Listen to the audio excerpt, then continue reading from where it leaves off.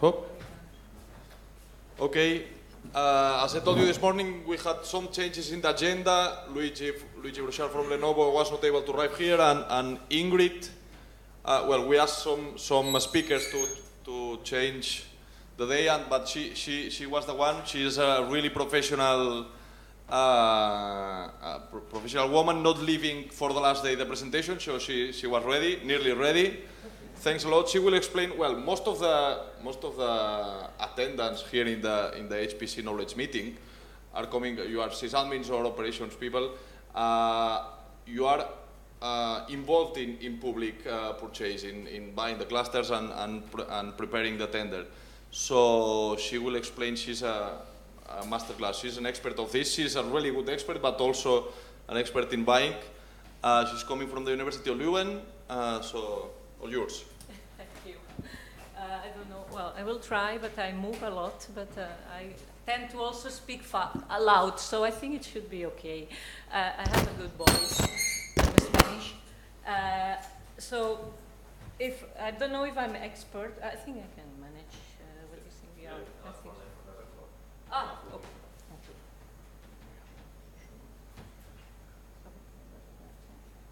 ¿Está over? ¿Es okay? No. ¿Cómo se tiene esto?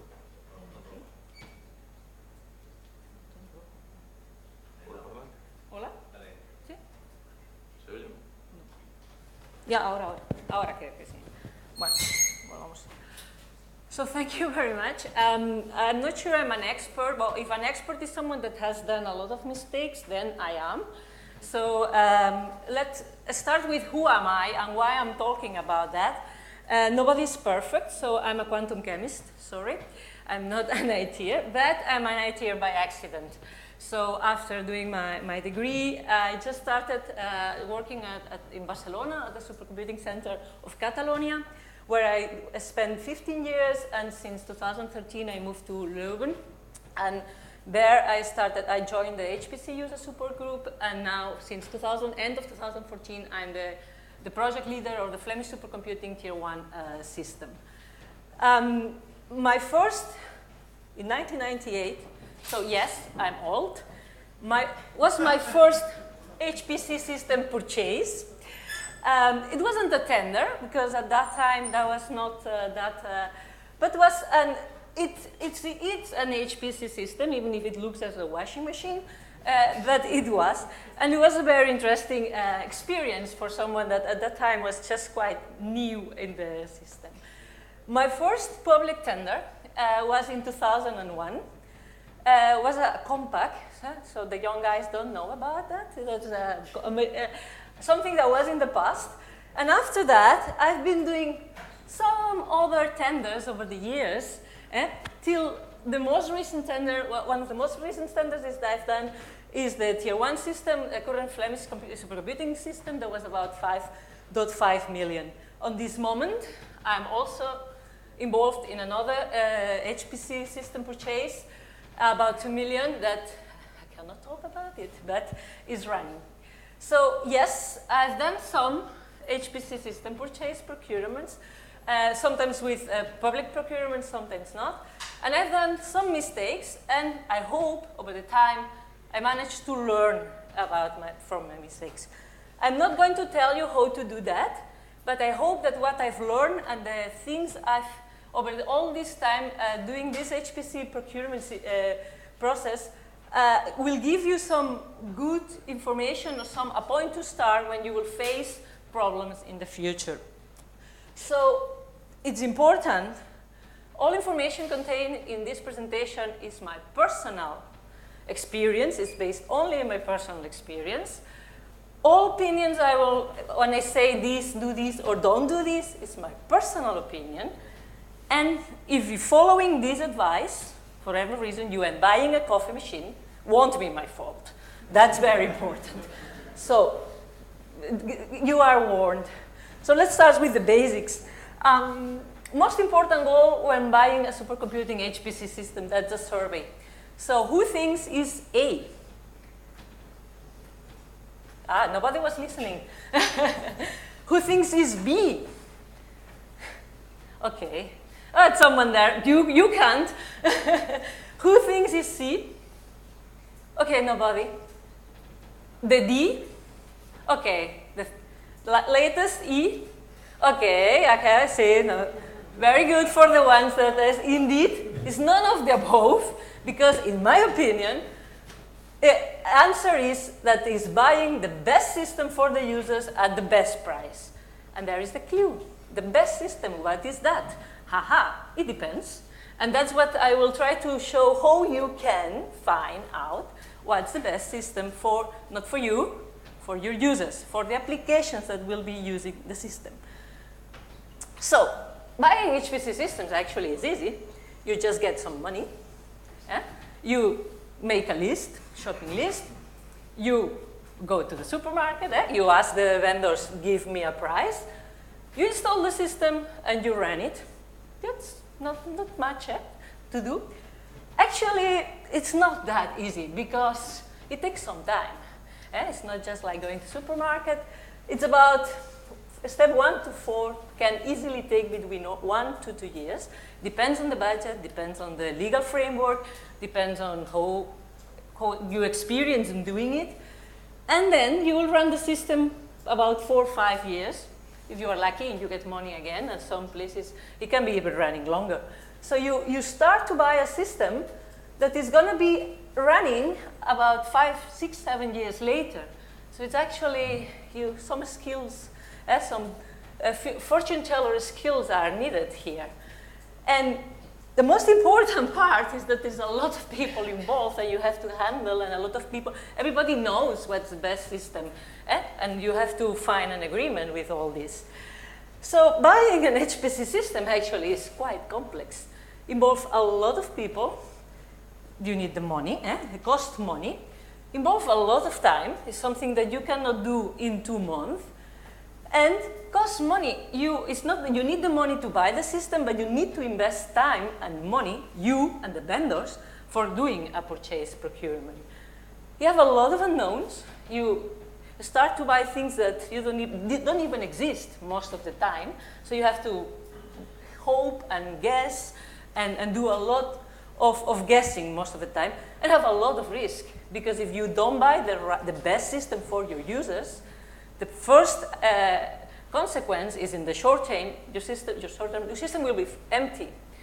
But the problem is, an empty system, you will get a lot of problems to get money after that for the next system. So the consequences for the organization of buying the wrong system are tremendous. So you have to take it very seriously when you buy a system. It's not just, I like that, I buy, it's so cool to have this new technology. But anybody needs that. That's important. You need to ask yourself these questions. So, and the most important thing is like a paella. Name your favorite local dish at home. So the best paella is the one of your mother.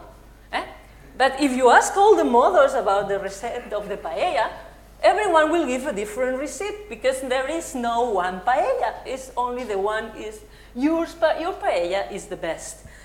So actually what happens with the HPC systems, even when you've done one tender, the next one maybe can be completely different.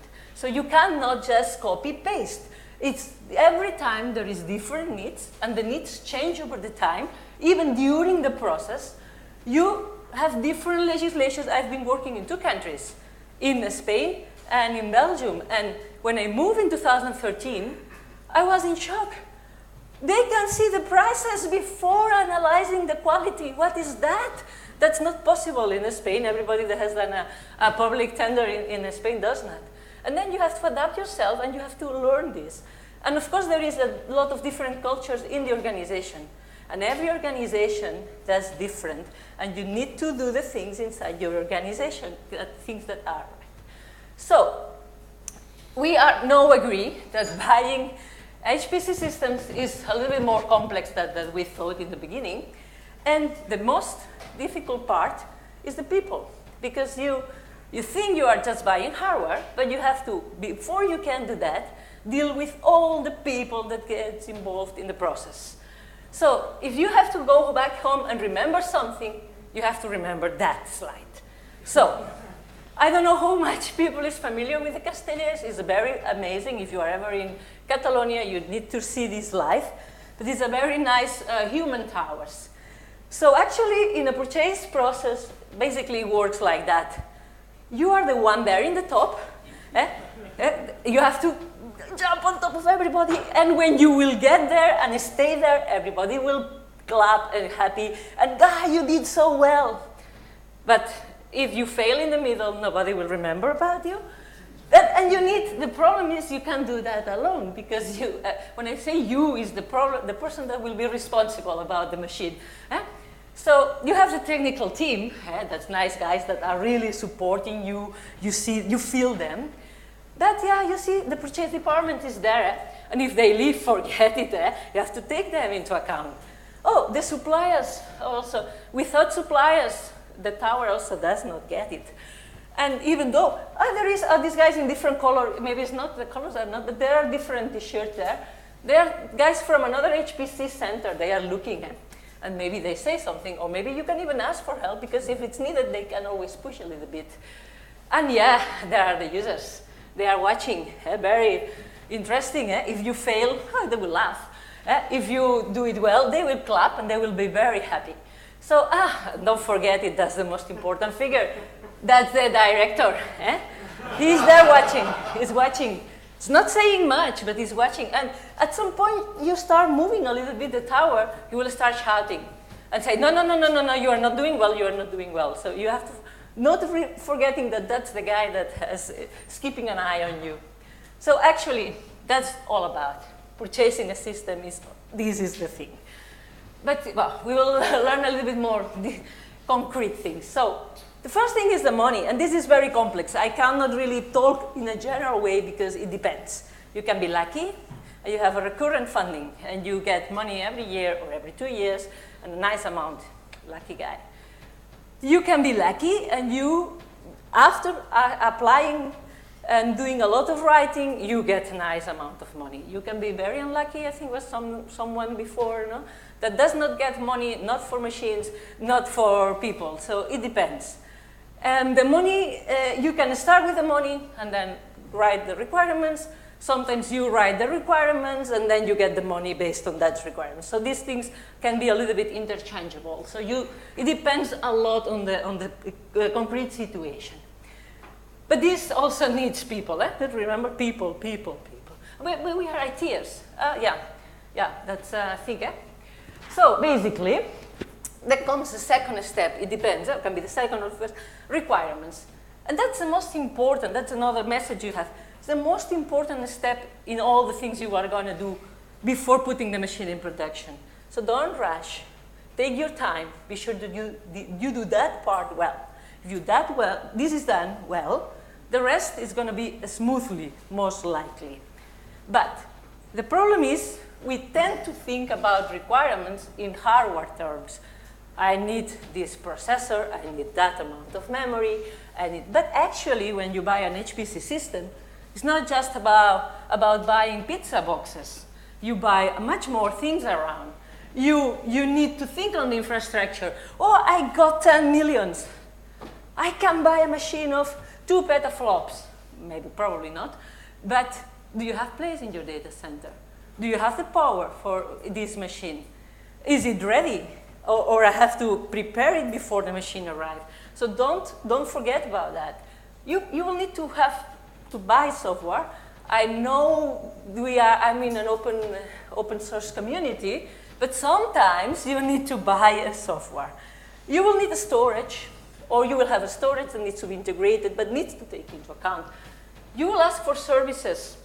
And you will probably like a machine that performs well. So these all requirements needs to be gathered. And that part is very important to decide. And when you have all this information, then you will know which is the best machine for you. So let's go a little bit further. So hardware. How will we start gathering all these requirements? You can do a lot of things, but what is probably most normally a lot of people does start with a market survey, and then you ask your users, because they are the ones that are going to be using the machine, And why not look around, look at the community, ask other centers people, because they are there, they are doing the same as you. So market surveys, sometimes it's called also request for information. It depends on your procedures and what you are allowed to do. But basically is talk with the suppliers, because they know better than you what's coming and what's possible. So tell them what are your ideas, what are your wishes, because maybe your wishes are too high or too low. So tell them, listen when they say, ooh, that's impossible, or that's not possible, ooh, that's not going to be on time. So don't forget to listen. Make it officially, because it then gets documented. You can refer to it. You base your decisions in things that they told you. You can say, okay, that was, maybe we did wrong this part because we didn't ask the right questions to the vendors. Understand, important, I have a budget. Understand what's possible and what's not. It's nice to have the coolest system, but maybe sometimes you can't afford it. So just be realistic. And important, be aware of the product roadmaps. And that's the most important, because sometimes if you are flexible, sometimes you can't. But if you can move your tender few months later, you can get the newest technology. And maybe sometimes you just miss that, and your system is old. And then after 3 months, everybody around you is installing the new systems, and your machine, nobody wants to use it anymore.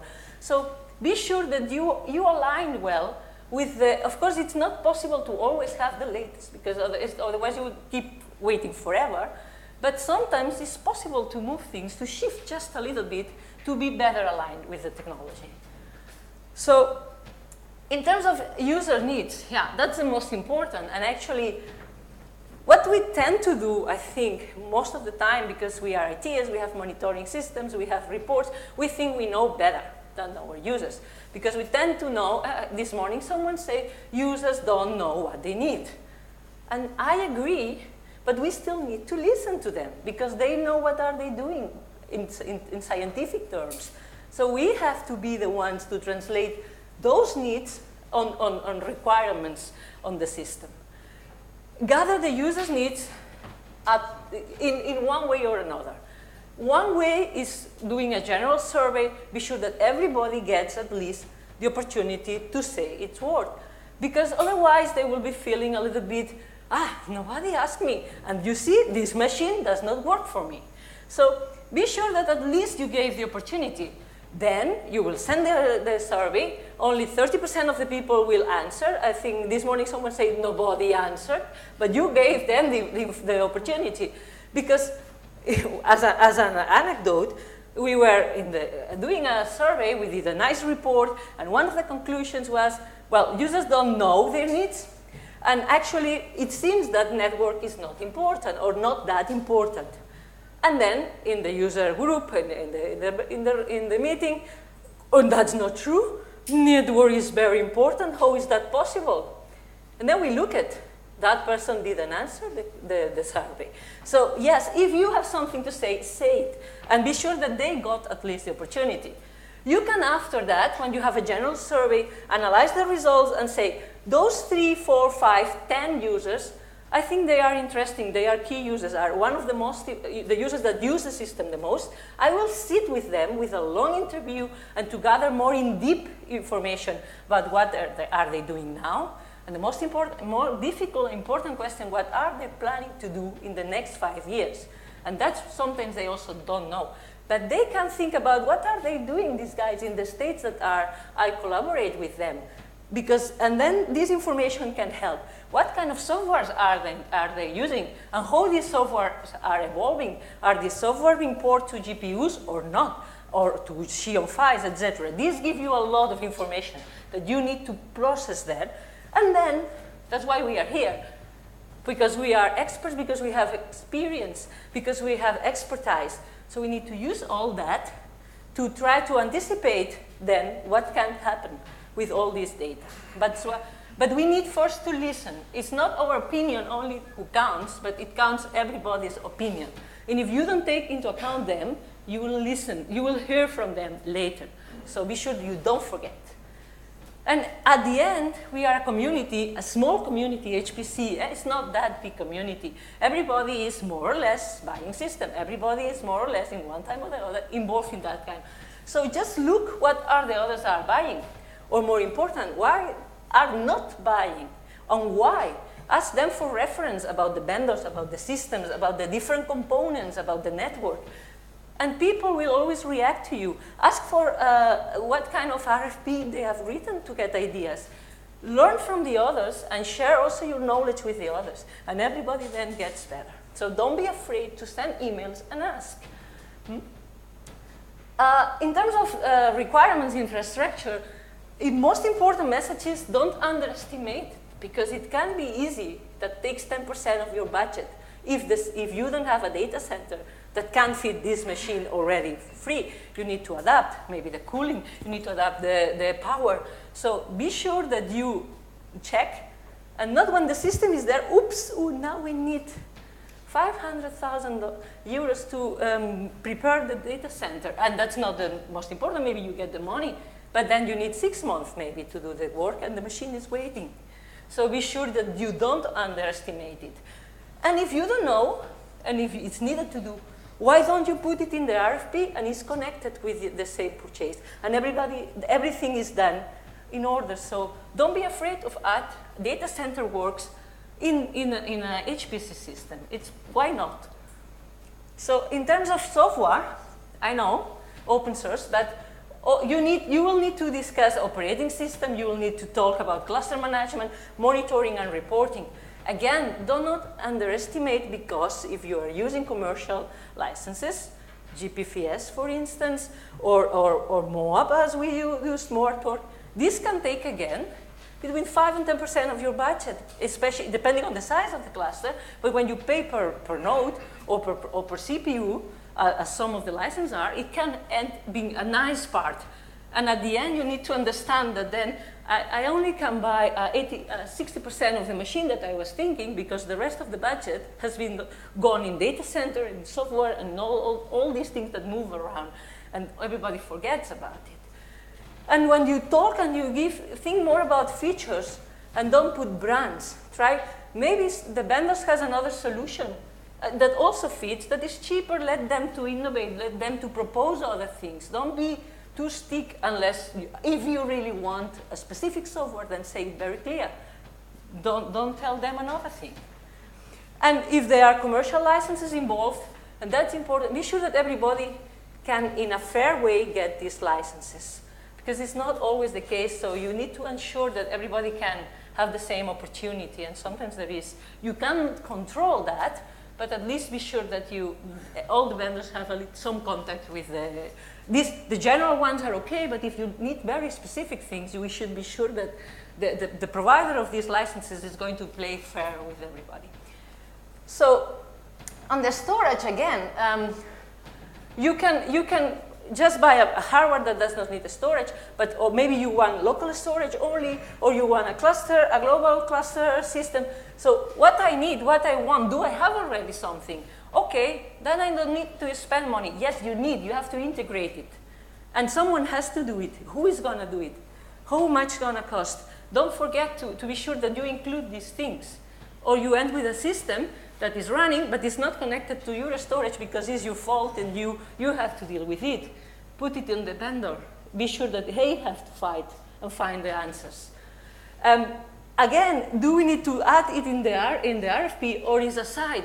And if it's a side, be sure that the two tenders are connected, that they don't go completely crazy in different directions, and then the two systems cannot talk. So be sure that you are putting everything aligned.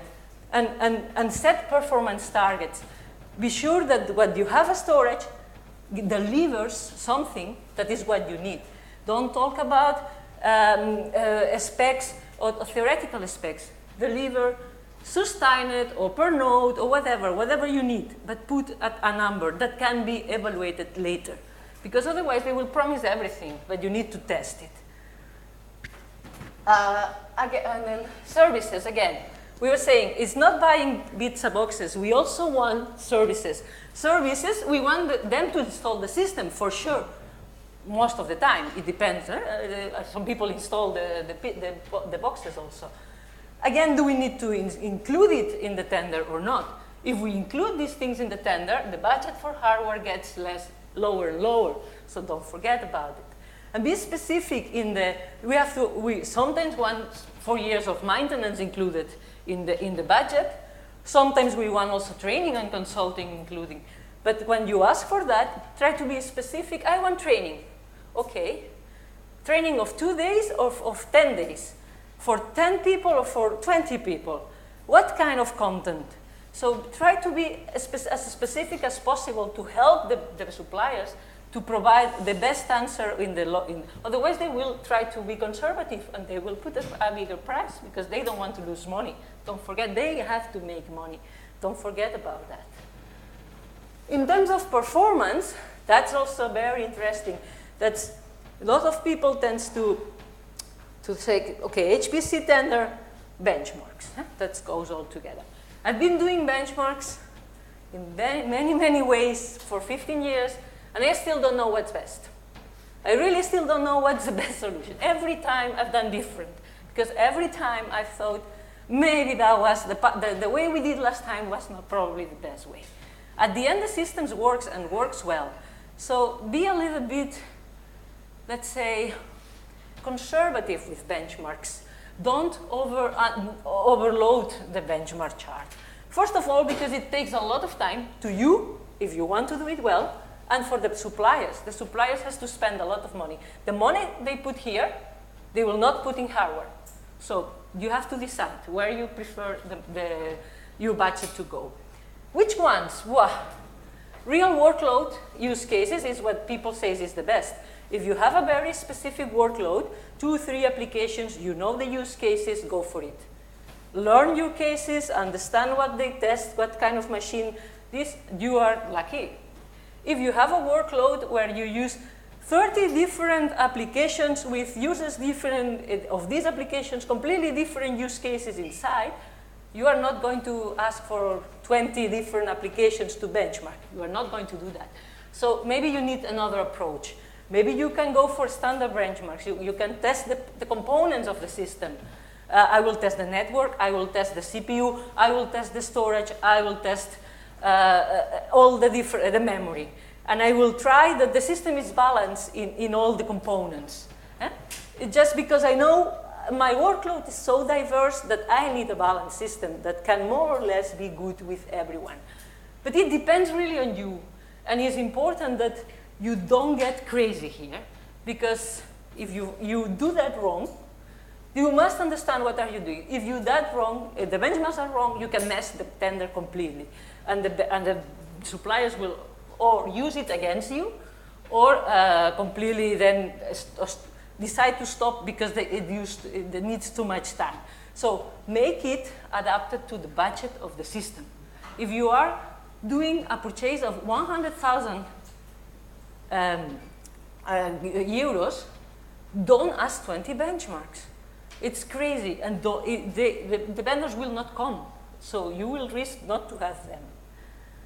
And if you don't do right, you maybe will end with a coffee machine. Actually, benchmarks are there for not buying a coffee machine, but if you do it wrong, maybe you will end with the coffee machine you are trying to avoid. So be sure you keep cool in benchmarks. Acceptance for the performance. Everybody puts benchmark in the tender, or happens sometimes, and after that nobody checks. They gave you the numbers, you check in the tender, and when the system is running, has everybody? So be sure that if you ask for performance, you check in acceptance the performance that you give, you tell them, you committed, you have to provide this. Be sure that what you do is possible, because otherwise they also will run away. Use for the benchmarks, for the acceptance, the system in production that you will put to the users, because it happens sometimes the vendor comes with all their configuration, they run the benchmarks completely optimized, it's passed, and then you just install the 2 things that were left for the production, and the performance goes down. But the vendor is already run away because you accepted the system, so you have then to to call them and then start fighting with them and, no, but you were not telling that in the, so in the tender, in the RFP, mention performance acceptance will be done in the system ready for production. And tell them what the system for production is. Tell them what kind of configuration is that you need. What are the models that you use in your production that they can already test it when they do the offer. And be prepared for the worst. Because during acceptance, maybe the benchmarks, the performance won't be right. And you have to be ready. If it happens, what are you going to do? Are you going to put the machine back? Are you going to ask a discount? Are you going to ask them to add hardware till the performance is the correct one? So be sure that you have an answer for what if, because it's going to happen. Maybe not in all the tests, but in some of them. So also be ready for that. And then comes, you have done all this work. You have been thinking a lot. And then comes the easy part, writing it. You just need to do the procurement, write it, and ask them to bid, evaluate, and just install the system. And announce. Ready to go. So, but RFPs, what's my experience? Make it simple, clear, and if possible, short. Don't write RFPs of 200 pages because they will get lost. They will not read it completely. They will forget things. They will not understand it. So it takes a lot of time. You have to think and rethink and reread and be sure. And it's an effort, but it pays off later. There will be less questions. Also, the vendors will understand more clearly what you want. Ensure that is enough time to answer. If you are asking for 1,000 million requirements, give them the time to search and answer all this. So be sure that one thing is what the legal says, what the legal procedure says, and one thing is what it makes sense. So be sure that it makes sense that they can answer with the time you are giving to them. And this includes the benchmarks, that they have time to perform the 1,000 million benchmarks that you asked for. They need to find a system. They need to run the benchmarks. They need to analyze them. So if there is a requirement that you don't care or you don't need, don't ask it. Because you don't care and because you don't need, you will not pay attention. You will ask for something, oh yeah, that's no problem. And 3 vendors will be out. Because, that was the SSDs with the write-intensive type, whatever. Yeah, but the nodes types of this vendor needs a type of SSDs for which this type of SSDs are not available. Do you really need it? No. Then you have put 3 people out for something you don't even care about it. So be sure, every requirement you write, think about, do I care? Do I need it? No? Out. Or make it a target requirement. Make it something nice to have. But don't ask mandatory requirements that can bring you in trouble. Check you don't leave people behind. Check that stupid requirement you put there. The cooling system must have N+1 pumps. And someone has a system so innovative that use only 1 pump but is completely redundant. And you've put them out. But it's a good system, so check it, and check it. Check the tender with the specifications of the systems of the vendors and be sure that you don't put anybody that you want in your tender out. If you don't want someone, do it. But that's something else. But I haven't said that. It's your problem. And let the suppliers help you. They do much more tenders than you. You do once a year, if you're lucky, once every 2 years, once every 4 years. They do 10 every year. They are experts in writing offers and answers to tenders. Listen, give them freedom. They know better their systems, where they can do good, where they cannot do good. Set a very limited mandatory amount and then let them freedom to choose the targets in the way they want, in the way that their system is better. And let them place for innovation and give points for it. Things that you don't know, that you don't even know they exist, but they know, and they forgot to tell you, and then you see, oh, that was an interesting feature. Very nice that you have, but I cannot give points for that because I didn't foresee it. So foreseeing something for things that are not already in the tender described, give some points for that because they can come with very interesting things and you will miss that. Or you will not give the opportunity, have the opportunity to give these points to that people. And then a rush again. After requirements gathering, writing the tender is the second most important part. Take your time, read it, read it, read it. And ask 10 people to read it, 10, 20 people to read it. And when you are about to publish, take one passing in the corridor that has never seen the tender and please can you read it again before? And it will still find 20 mistakes. So be sure that you check it. And even though it will be mistakes, no problem. That we can fix it. Don't panic. Mistakes happen. It's just a question of solving it. And most of the procedures, also the legal procedures, allow for solving mistakes. So don't be afraid. Then, in the evaluation, why is here we are still writing RFP and we are talking about evaluation? Because we have to write it already in the tender. How are you going to evaluate? It must be very clear. And it must be what is going to be evaluated, the quality or the performance or the total cost of ownership of a combination of all of them and in which way the requirements are going to take, how many points. If they don't know, they will feel uncomfortable. They will feel that you have a hidden agenda, that you already know who is going to win, and if they don't think they can win, they will not come. They will not invest time in your tender unless they think they have an option. So be sure that you make it clear that they understand what you want. What do you want?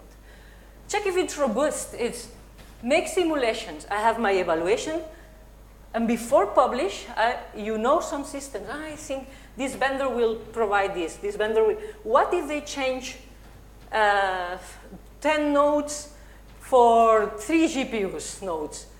Do they get more points? Do they get less points? Is that what I want? So be a little bit proactive in be sure that there is not hidden mistake that if they find it, they will use because they want to win. Don't forget that. They also want to be your friend, but after. Use observer specs more than theoretical specs because theoretical everybody is very good, but on the paper and the reality is something. So if you want to use the performance of the node, you can use the theoretical, it's the easy way. I've done it in the past, I confess, and I've done it still, I do it still, because it's the easy way. But maybe you can use, the node must have at least a limpak off, and then when you get the system, you test that the system gives this. So in a performance, a storage, or a connection with the storage of whatever gigabits per second, a memory bandwidth measured with of a minimum of. And this is what if you do that, you are minimizing the surprises at the end. Because they will have to check before. And give them the opportunity to explain their offer. Listen to them. Because sometimes you read and you haven't understood what they wanted. And you don't evaluate correctly because you haven't understood them or they didn't manage to explain themselves. So have meetings with them where they can present the offer and you can ask questions and give them feedback. If you can do in several steps that they, after the feedback, can make a new offer, even better, because you ensure that the final system is closer what you want, and the risk of failure gets reduced. In the evaluation, when you ask them to bid, and that's the legal framework normally takes care of that, but I think it's also an ethical question, be fair. So learn your framework and be assured what you can and what you can't. So can I talk with them or not? Can I answer the phone or not? Be sure that you follow the rules. Stop any one-to-one communication that is not official. Treat all them equally. Give them all the same opportunities. Be sure that nobody can complain about that. And questions and answers written. because it's the best way. They have to think twice before sending a question. And everybody, and they have to, you share with everybody. So they also have to think twice the way they will ask the question. You answer written and you send to everybody. You reduce the number of questions. Second, you keep record of it. So that's not true. You, my system, I understood this. No, you answered that question, and you asked that question, and we answered that, and you know that this is, and you have done not correct. And refer to the RFP when possible. Try to avoid to have more than one source of information, because this is very dangerous. So if the answer is in the tender, refer to them. Help them to find and say, as in the tender is said, the minimum required is 5 gigabytes per second, and put the phrase in the tender, in the page, etc. Avoid two sources of information. And this is very important. You can change your mind. If someone asks you, oh, this is very difficult for me, it's a little bit too high, you can rethink, do I really need this requirement? Oh, change it.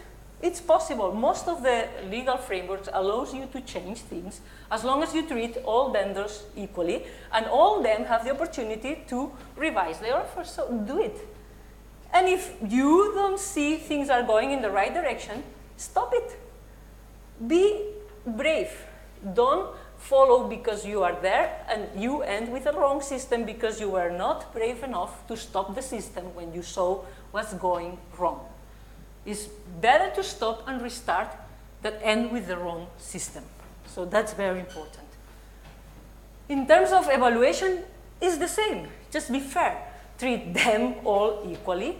And important is ensure that your evaluation is consistent, that you evaluate the same way, the same things, that you are robust if things change, the results comes, everything fits. There is no hidden formulas that suddenly behave differently.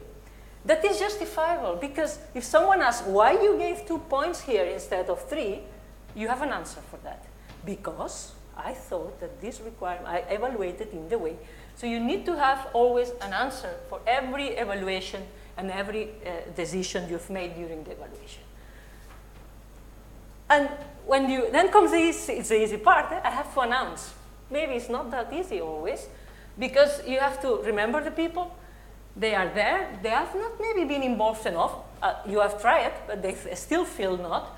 So make sure that they agree with you. And they see the value of the system you are buying, and that they support your decision.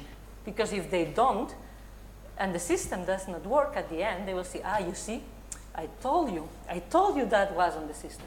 And if they don't agree, listen. Listen and think why they don't agree. Maybe you did something wrong, maybe you are still on time of changing. So be sure don't miss this piece of information that someone is looking from outside and seeing something you are missing. Important. And the vendors, the suppliers are important. You have to announce them. And you have to be nice with the losers because you want them, again. So offer them at the briefing. And at the briefing that is in the two directions. You tell them what they did wrong, but you also want to hear what they think about your tender. Was too long, was too difficult, was too not clear enough. So be sure that you get this feedback. Ensure that you understand why you choose, because then you will avoid complaints. Unfortunately, it wasn't in the past, but these days start to be more and more complaints in the HPC sector. People goes to fight, and you don't want, because this is the worst that can happen. You get paralyzed. Your process gets stopped till the legal part is solved. You can lose months before you can have your system installed. So that's really, so be sure you get everybody on with you.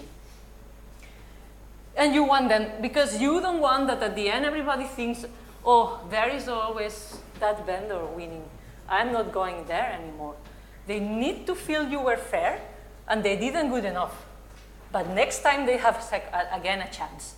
They need to, it's important that your image as evaluator of the offers, that you are objective. Of course, with the all subjectivity that these things has. But at least that your ideas, you explain why you choose, and you always do the same way. and they will come back. The installation, again, seems easy.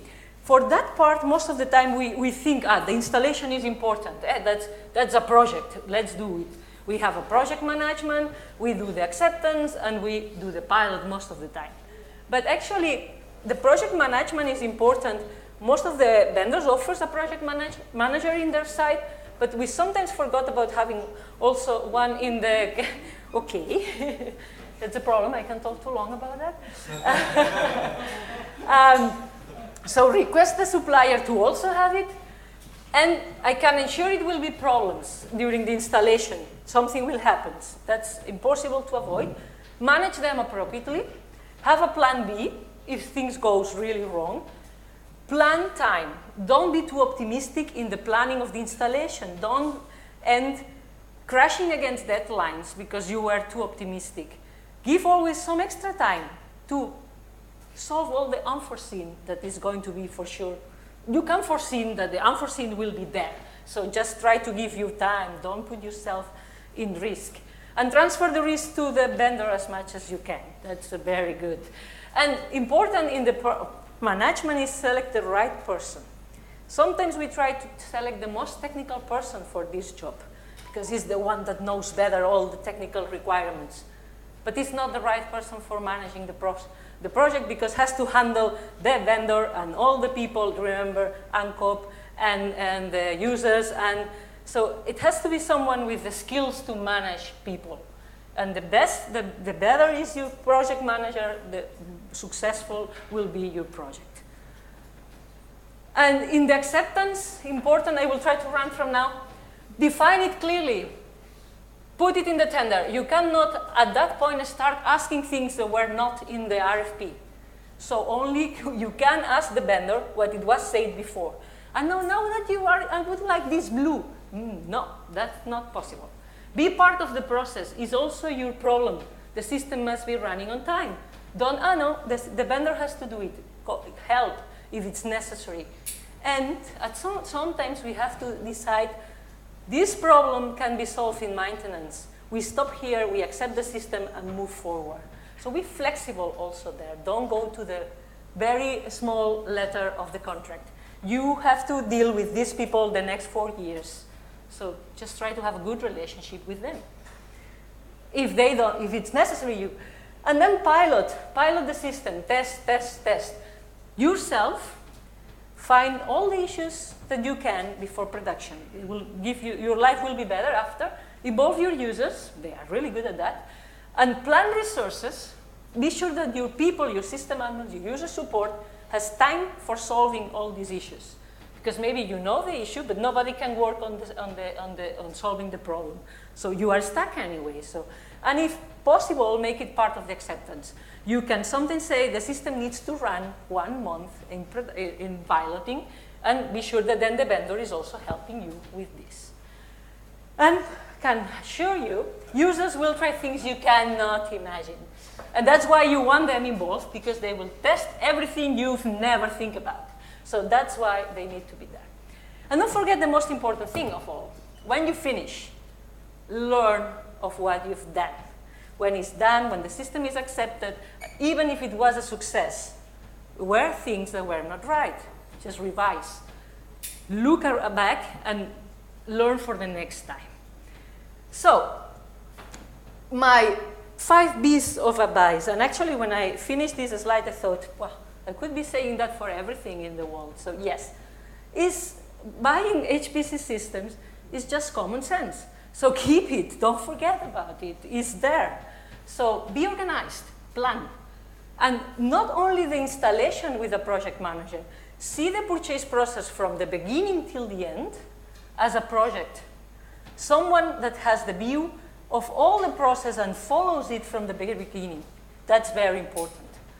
Be open. Listen, listen, and listen. You have the best ideas. You know better than anyone else, but listen everybody around you, because you will learn a lot and get a lot of good ideas. Be reasonable. You want the best system and the coolest, but you have a budget. So don't forget that you have to do things in a reasonable way. Be flexible from the beginning till the end. during the requirements gathering, during the requirements writing, during the tender, during the installation. Because this way you can move forward, otherwise you get stuck.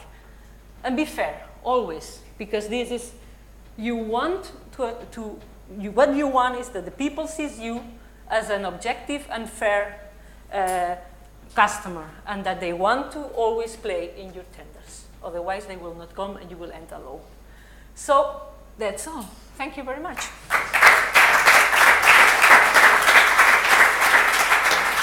Almost.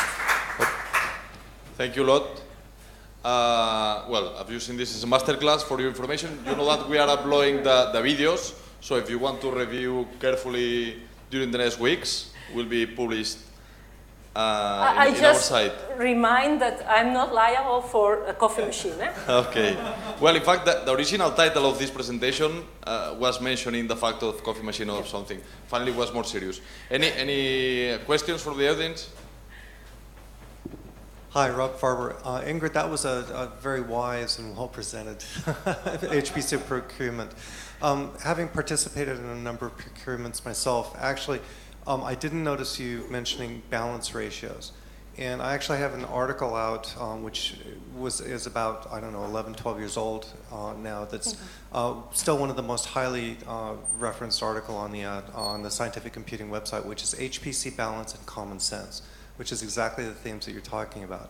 So what you try and do is use balance ratios, which is the ratio of, say, flops to memory bandwidth, flops to memory capacity, flops to network capacity, to storage and storage bandwidth. And that's how you can get the users, get the vendors, get the procurement and the acceptance teams all on the same page. And that's how you can actually write your RFP so that you don't exclude anything. One of the big egregious things that people try and do is they try and add more cores, for example, and of course the flops, potential flops, goes way up. But those are not usable flops generally because most HPC workloads are memory bandwidth limited. And so that's where the balance ratios really help you. You can also then phrase that as a Kavat diagram, which is kind of a radar plot, also called a tulip plot. And so the most balanced system will be the most circular in the plot. And then you can see kind of where it varies outside. So we've had very good luck with that. The first introduction, this is at NERSC at PNNL, at Princeton, a number of other different places. So I highly recommend looking at balance ratios. It's a great way to phrase your RFP. It's a great way to kind of put everybody in the same context and to define your benchmarks or what your system requirements are. And it helps with growing to bigger systems, because as you go from the existing system, users can say, hey, we like how it currently works. So what you do is you measure essentially what the balance ratios are, and then as you add more floating point capability, you just want to preserve those. That will at least give you a baseline that your existing applications will work. And then there's more caveats to that because you need to categorize your workload. But wonderful presentation, lots of rough edges in there, and I highly recommend looking at balance ratios. And for example, as a starting point, that article I wrote, which is HPC balance and common sense. Well, I fully agree with you, and actually I've read your article in the past, but I didn't, absolutely, and actually I could have mentioned, but yeah, you see I was already out of time, so, but actually one of the interesting things you're mentioning, and it was not in my benchmarks, sometimes we focus too much in the absolute performance of a specific, and this I took from NERSC, that they talk more about relative performance to the current system. So you have a system that works, and what you want is that the system at least keeps the same, and that's very interesting. And I introduced in the latest tender I'm now running, so we'll see how it works. Oops. Any other questions? At the beginning, you were insisting that you need to listen your users, but is it really? Do you think that it's really happening, that your users are really listened about their needs, or? I have to reply to this one. I'm sorry. I know Ingrid because she was my manager in a supercomputing center in Catalonia, a small one. And well, the first year I was finishing my PhD, she was my manager, and we were preparing a tender, and we sent a mail.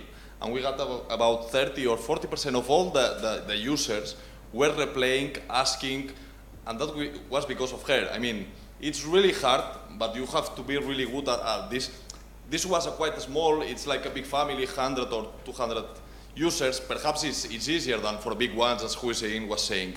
But, well, she was really good at this. I mean, well, if you want to yeah, I just went yeah, that's true. Sorry. I mean, it's hard. And I think everybody has experience, but you really need to engage them. And it's your work to manage to get. And if only 10% of the users react, is already something. And at least when they will complain, you can always say, I gave you the opportunity to talk and to say something. But really, it's not just because, okay, I send it and they don't ask. I don't answer, I just stop. You really need to follow them, to push them, to call, and it's really your work because you need this. It's just, and it's a question of engaging them and that they feel that when they say something, and it's important, you listen and you apply it. I'm from the side of the users, and sometimes I have the feeling that we are not listen, and they come with something because it's the time to say to buy this because it's on the trend, or we are in the on the time to buy something, and it's okay now use it, but I couldn't give my opinion. So yeah, well, I of course I have to say, because this is personal opinion, I always try. And I've got internally with people in my organization fights because of that. Because, and I remember myself once in a supercomputing conference, we were visiting all the tenders, and one of my colleagues were, this is the best system, really we have to go for that because the cooling system is so cool. And I really had a fight to say, I don't care. We don't have to buy the nicest system. We have to buy the best system for our users, and this is not. And yeah, that was a little bit, I can be very passionate. So we could be here for long, but we are really late. Any Okay, other sorry. short question or comments? Yeah. If you want to leave, I mean, we are really late. If somebody must leave. I will be here tonight, so we can create a group of discussion. It's a bit of a naughty question, so if you don't want to answer it on camera, that's okay. I love But- naughty questions. Are there any regrets that you have from the last procurement, so the big system that's now in Leuven? I will try to be very honest. I would not say regrets. I think there were things that could have been done better. And I know they are there, and we haven't been good enough in some things. But at the end of the day, that is very important. When you have a system and the system is full, that's a success. I think the users are happy, the users can make science, I'm okay. So I'm happy in that. I don't regret things, but I think it was fair, and whoever won, and we did our best. But I've already have a list of things that I'm trying to do better, and for instance, benchmarks was one of the things.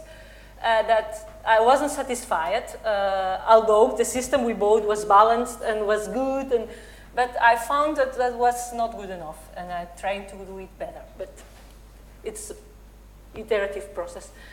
Other questions? Thanks again. Okay, Ingrid. thank you.